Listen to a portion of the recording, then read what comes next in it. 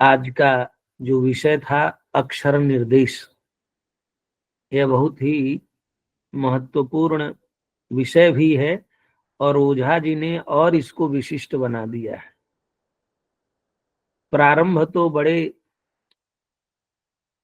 सरलता से करते हैं कि वेदार्थ जानने के लिए स्वर, वर्ण, अक्षर, मात्रा, इनका और उनका प्रयोग और उनके द्वारा अर्थ ज्ञान, इनके इनके अवबोध के बिना अर्थ ज्ञान नहीं हो सकता।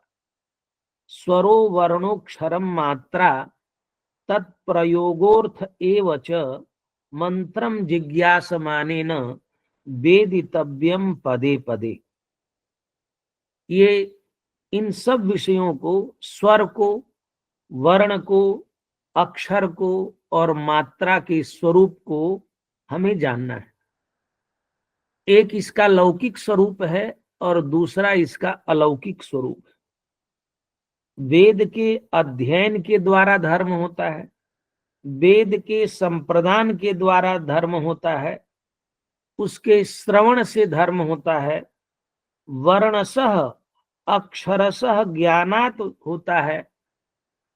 इसकी फलश्रुति भी उन्होंने बताया कि एकात्यायन की उक्ति है, उसमें उन्होंने बताया कि इनके ज्ञान से, वेद के अध्ययन से, उसके दान से, संप्रदानात, और श्रवण से, और वेद के वर्णों, अक्षरों, विभक्तियों व पदों के ज्ञान से धर्म होता है। इसीलिए हमें कहा गया कि निष्कारण सडंग वेद का अध्ययन करना चाहिए।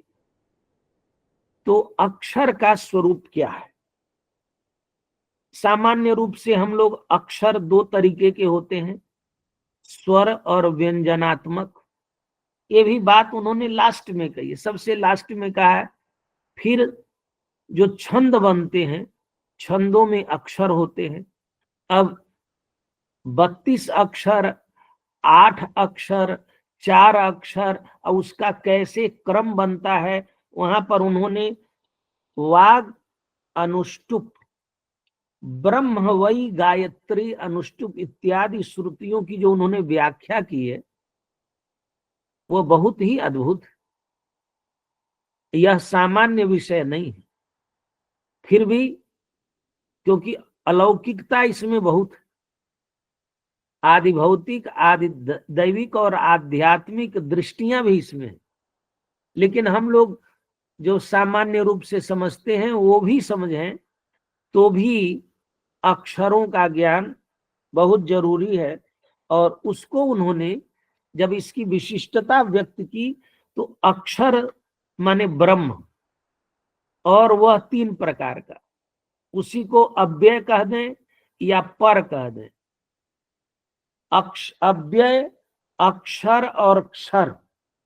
फिर उसी को मन, प्राण, वाक, कूटस्थोक्षर उच्यते, क्षरः सर्वाणि भूतानि इत्यादि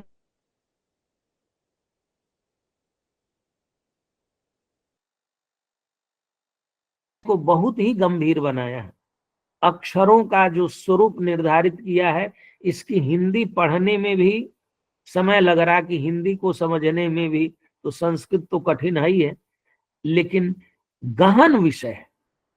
अन्य स्थलों से यह विषय ले आए हैं और ले आकर के इसके सामान्य स्वरूप का भी वर्णन किए हैं और उसके अलौकिक स्वरूप का।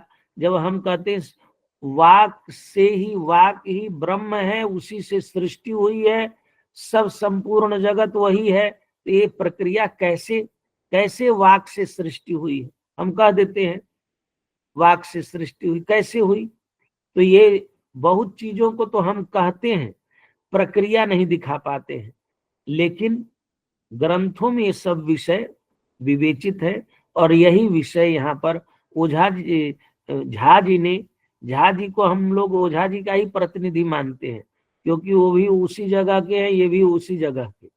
तो इनकी जिम्मेदारी ज्यादा है कि ओझा जी के ग्रंथों को आगे बढ़ाना, इसको पढ़ाना, पठनात् पाठनात् चैव प्रचारात् व्यवहारतः रक्षिष्यामि प्रयत्नेन स्वीयम सारस्वतम निधि।